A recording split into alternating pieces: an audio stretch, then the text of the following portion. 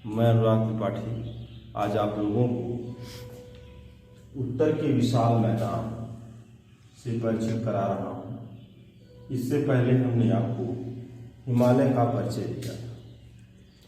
हिमालय के परिचय के अंतर्गत लगभग 3 लेक्चर इसके पहले हो चुके हैं जो हिमालय से संबंधित हैं।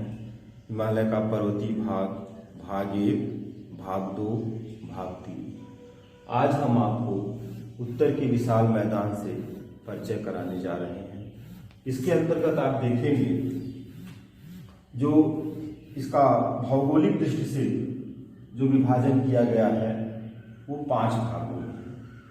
नंबर 1 यहाँ पे है, ये राजस्थान का क्षेत्र है, तो ये राजस्थान का मैदान है। दूसरा यहाँ है पंजाब का मैदान। तीसरा यहाँ पर है पश्चिम गंगा का मैदान। पश्चिम गंगा के मैदान के बाद ये मध्य गंगा का मैदान है। इसके बाद फिर ये निचली गंगा का मैदान है। फिर ये ब्रह्मपुत्र के अंतर्गत असम का मैदान है। तो इस तरह से गंगा के मैदान को इस 5 भागों में, 5 नहीं बल्कि 6 भागों में हम विभाजित कर रहे हैं। राजस्थान का मैदान, पंजाब का मैदान, पश्चिम गंगा, मध्य गंगा, निचली गंगा और असम का मैदान। तो ये विभाजन, चूंकि ये पश्चिम में है भारत का हिस्सा, ये पूरब है, ये उत्तर है और ये दक्षिण। इधर का क्षेत्र तो पाकिस्तान का है। इधर आप देखेंगे तो असम के बाद फिर यहाँ अरुणाचल प्रदेश है, इसके बाद फिर म्यांमार है। उत्तर में उत्तर का पर्वतीय क्षेत्र है और इसके बाद दक्षिण में पठारी क्षेत्र। तो इस तरह से ये विभाजन जो तय किया गया है, उस विभाजन में उच्चावच की दृष्टि से, ये तो आपका विभाजन जो हुआ भौगोलिक दृष्टि से हो गया, उच्चावच की दृष्टि से इसके कुछ शब्द बनते हैं, उसको भी समझ लेंगे क्योंकि बार बार वो शब्द आपके सामने आएंगे। तो उसमें जैसे देखिए एक शब्द है भाभर, भाभर शब्द है, तराई शब्द है। इसके बाद फिर काप प्रदेश है जिसको खादर कहते हैं और बागर कहते हैं। काप में 2 शब्द आ जाएंगे, खादर और बागर। इसके बाद फिर इसी में रेह शब्द एक आएगा। रेह के बाद एक शब्द भूड़ आएगा। भूड़ के बाद एक शब्द इसमें शंकु, जलोढ़ पंख और जलोढ़ शंकु का शब्द है और एक शब्द इसमें डेल्टा का है। इतने शब्द आएंगे। इसके लिए आप यहां देखिए भाभर, तराई, काप प्रदेश के अंतर्गत, बागर, खादर, फिर रेह, भूड़, शंकु व अंतः शंकु। इसके बाद फिर डेल्टा का अध्ययन किया जाएगा। तो इस तरह से इसका जो विभाजन पूरा होता है वो 2 तरह से हो गया। एक उच्चावच का विभाजन है और दूसरा विभाजन भौगोलिक दृष्टि से। जो विभाजन भौगोलिक दृष्टि से है उसमें राजस्थान, पंजाब, पश्चिम गंगा, मध्य गंगा, निचली गंगा, असम का है। अब इसमें एक एक मैदान को हम लेना प्रारंभ करते हैं। जैसे पहला इसमें आप देखिए राजस्थान का मैदान। राजस्थान के मैदान के बारे में लिखा गया, ये अरावली पहाड़ी के पश्चिम में है। 1.75 लाख वर्ग किलोमीटर क्षेत्र पर इसका विस्तार है। इस मैदान का कहीं कहीं पर नीस, शिस्ट और ग्रेनाइट चट्टान सतह पर दिखाई पड़ती है टीले के रूप में। यह मैदान प्रायद्वीपीय पठार का अंग है। इसमें बरखान, अनुप्रस्थ टीले और बागर की स्टेपी भूमि मिलती है। बरखान के रूप में मिलते हैं, जैसे आप पढ़ेंगे वायु द्वारा निर्मित स्थलाकृतियां, तो उसमें बरखान पढ़ते हैं, अनुप्रस्थ टीले पढ़ते हैं। और स्टेपी भूमि घास का मैदान कहीं कहीं मिल जाएगा। तो इस तरह से इस मैदान की विशेषता है। प्रमुख झीलों में इसमें सांभर झील राजस्थान के अंतर्गत, डिडवाना झील, लूनक ससार झील, कुचामन, डेगना प्रमुख झीलें हैं और सांभर देश की सबसे बड़ी नमकीन झील है। इसको आप जानते हैं। क्योंकि झील एक अलग चैप्टर है, जब आप झील के बारे में पढ़ेंगे तो उसके प्रकारों को भी देखेंगे, मानव निर्मित, प्राकृतिक, वायु द्वारा निर्मित, समुद्र तटीय, जिसको लैगून कहते हैं, ज्वालामुखी निर्मित, तमाम तरह की झीलें भी बनेंगी। वह एक अलग विषय वस्तु हो जाएगा। अब हम दूसरे मैदान पर आते हैं जिसका नाम है पंजाब हरियाणा का मैदान। इसमें दो शब्द देखिए हैं, दो राज्यों में है ये, पंजाब हरियाणा, और ये मैदान दिल्ली तक विस्तृत है। 3 राज्यों में, पंजाब, हरियाणा, दिल्ली। इसका विस्तार 1.75 लाख वर्ग किलोमीटर क्षेत्रफल पर है। सतलज और यमुना इसकी विभाजक रेखा बनाती है। सतलज और यमुना के बीच ये मैदान मिलता है, जिसकी लंबाई 640 किलोमीटर है और चौड़ाई 300 किलोमीटर है। अब इस मैदान को समझने से पहले हम इस नदी तंत्र को समझ लेते हैं, तब ये समझना आसान हो जाएगा कि इसके जो दोआब हैं वो कौन कौन से इसके दोआब हैं। तो इस दोआब के अंतर्गत आप देखेंगे जो नदी तंत्र है इसको सिंधु नदी तंत्र कहते हैं। सिंधु नदी तंत्र के नाम से इसको जानते हैं।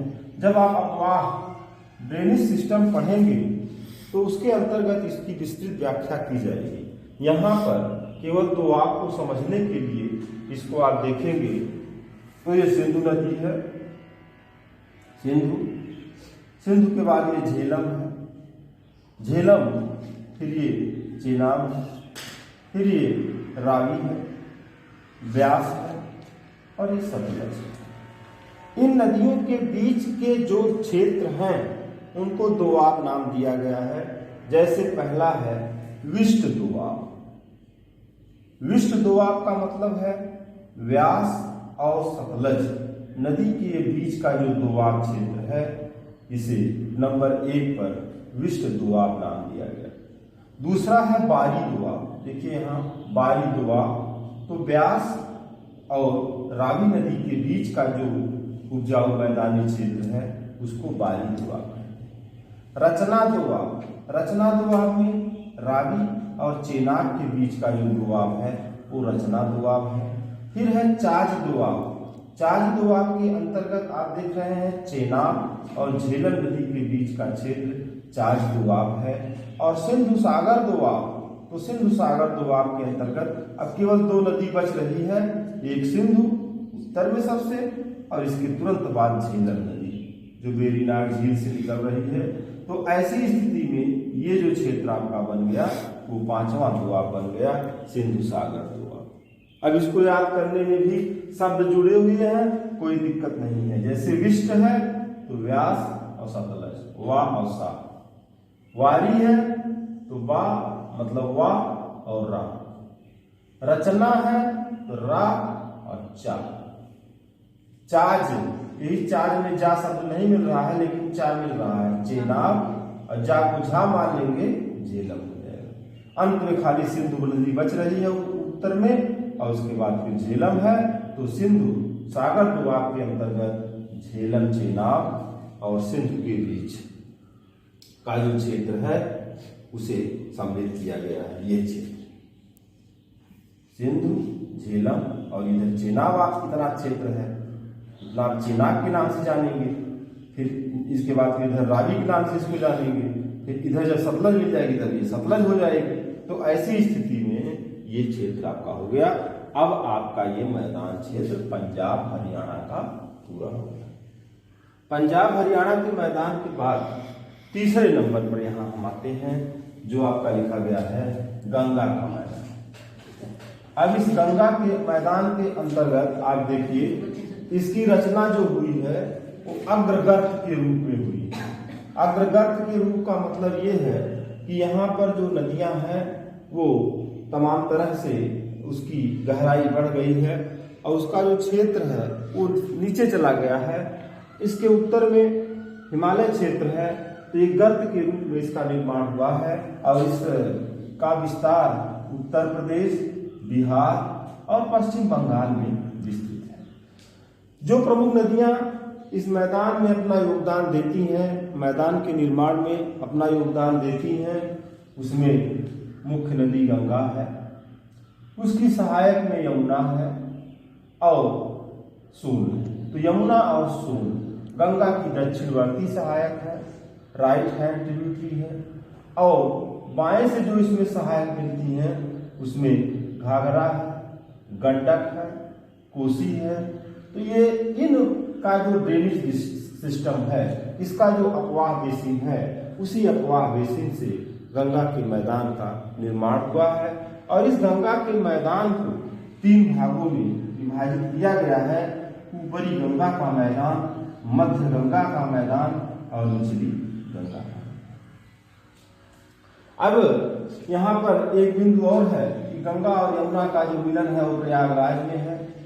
घाघरा गंगा से बिहार के छपरा में मिलती है, गंडक गंगा में हाजीपुर के पास मिलती है, कोसी भागलपुर के पास मिलती है गंगा में, और ये जो सोन नदी है ये पटना के पास में गंगा से मिलती है। क्योंकि सोन जब आप इतिहास में पढ़ते हैं तो आप ये पढ़ते हैं कि गंगा और सोन नदी के तट पर 16 महाजनपदों में जो जनपद स्थित थे उसमें पाटलिपुत्र जो शहर था, पटना, आधुनिक पटना जिसका नाम है, वो गंगा और सोन नदी के संगम पर स्थित था, जिसका निर्माण उदय ने करवाया था। वो तो इतिहास का प्रश्न हो गया। अब यहाँ फिर आप आ जाएंगे, जो लिखा गया है कि इस क्षेत्र में बागर खादर का निर्माण हुआ है। बागर का मतलब आप समझ सकते हैं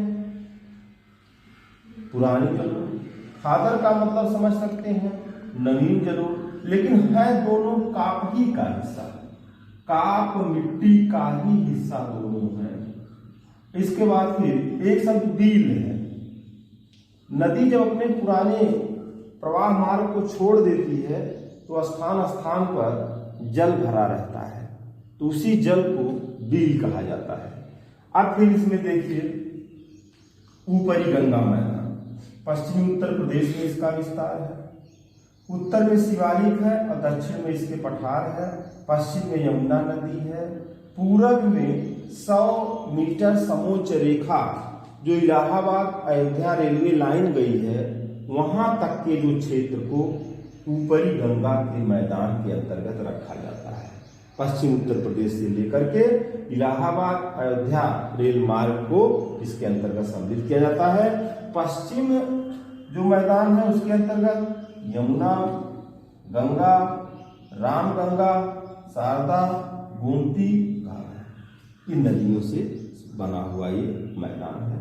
मध्य गंगा मैदान इलाहाबाद फैजाबाद रेलवे लाइन से चल करके पूरब का जो क्षेत्र है, जो घाघरा, गंडक, कोसी नदी के दोआब से संबंधित है, इसमें खादर की अधिकता है, मतलब नवीन जलोढ़ मिट्टी की अधिकता है। धनुषाकार अथवा गोकुल झीलें या आक्सगो लेक इस क्षेत्र में पाई जाती है। अब आपका आ गया निचली गंगा का मैदान। निचली गंगा का जो मैदान है मुख्य रूप से यहाँ देखिए, ये पश्चिम गंगा का मैदान पश्चिमी उत्तर प्रदेश से चल करके और इलाहाबाद, फैजाबाद या अयोध्या रेलवे लाइन तक, फिर इस रेलवे लाइन से चल करके बिहार पूरा हो जाएगा, पश्चिम बंगाल की जो सीमा है वहां तक मध्य गंगा है। पूरा ये पश्चिम बंगाल का क्षेत्र जो है निचली गंगा है। केवल पुरुलिया जिला छोड़ करके और उत्तर के पठारी भाग को छोड़ करके शेष जो भाग बच जाता है पश्चिम बंगाल का, वो इसके अंतर्गत गंगा के निचले भाग के अंतर्गत आ जाता है।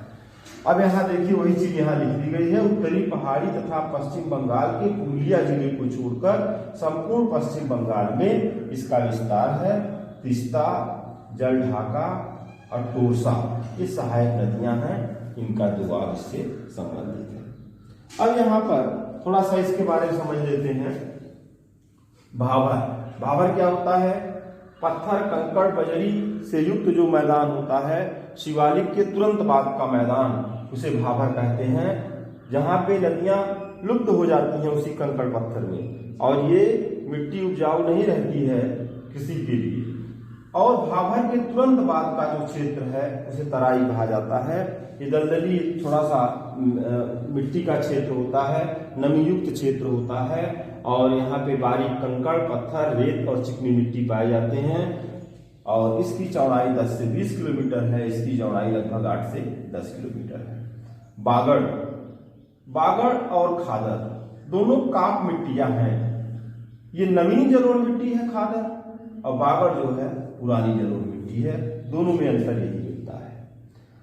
सिंचाई, अब यहाँ देखिए रेह शब्द है, रेह। तो सिंचाई की अधिकता के कारण जिन क्षेत्रों में बहुत ज्यादा सिंचाई की जाती है, मिट्टी के ऊपरी भाग पर पतली नमकीन परत बिछ जाती है, उसी को रेह कहा जाता है। और एक शब्द भूड़ है। बागड़ क्षेत्र जो है, जो किसके लिए उपयोगी मिट्टी नहीं है, पुरानी जलोढ़ है। इस पुरानी जलोढ़ मिट्टी में ककड़ीली ऊंची भूमि को भूड़ कहा जाता है। पुरानी जलोढ़, ककड़ीली ऊंची भूमि को भूड़ कहा जाता है। इसके बाद आपका है शंकु, शंकु है और डेल्टा है। तो नदी विकास की अवस्थाओं में जब आप पढ़ते हैं कि नदी अपने प्रौढ़ावस्था में आती है, तो सबसे पहले जब मैदान में प्रवेश करती है तो जलोढ़ पंख और जलोढ़ शंकु का निर्माण करती है। वो ऊंचे ऊंचे शंकु जैसे मैदान रहते हैं जिनका एक निश्चित ढाल होता है।